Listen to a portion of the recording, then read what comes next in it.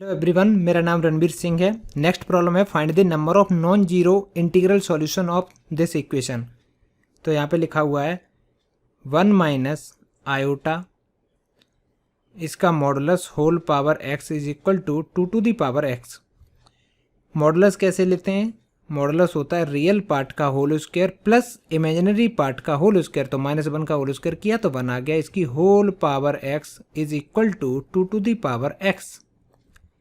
इसको हम लिख सकते हैं √2, और √2 को हम ये भी तो लिख सकते हैं 1/2 की पावर 1/2, क्योंकि रूट की जो वैल्यू होती है, जैसे लिखा हो ना कहीं √x, इसका मीनिंग ये होता है कि x की पावर 1/2।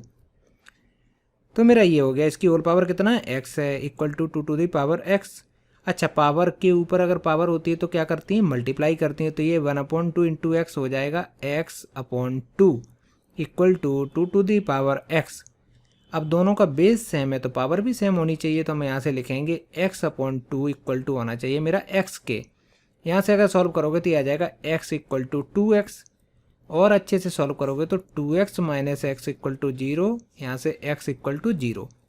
अब बड़ी इंटरेस्टिंग बात है, मज़े की बात ये है, क्वेश्चन में उसने बोला था नॉन जीरो इंटीग्रल सॉल्यूशन बताने हैं। मतलब वो ये कहना चाह रहा था जीरो नहीं बताना है, जीरो आता है तो वो नहीं बताना, बाकी के बताने हैं। अब आंसर जो आया वो एक ही आंसर है, वो भी जीरो आया। तो इसका मतलब ये हो गया ऐसा कोई सॉल्यूशन है ही नहीं जो नॉन जीरो हो। There is no non zero integral solution. तो हम लिखेंगे कैसे? इसके दो तरीके हैं लिखने के। या तो हम डायरेक्ट ये लिख देंगे there is no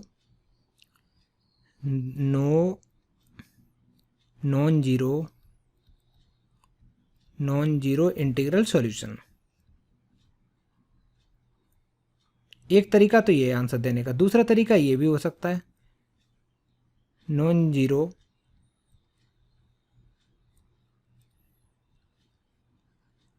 integral solution is zero, मतलब है ही नहीं ये जीरो। ये वाला मन समझना, एक तरीके ये जीरो वो है कि नहीं है, कोई है ही नहीं ऐसा। इसको ZERO भी कह सकते हो। ये इसके सब आंसर हो गए। ठीक है, नेक्स्ट प्रॉब्लम देखेंगे।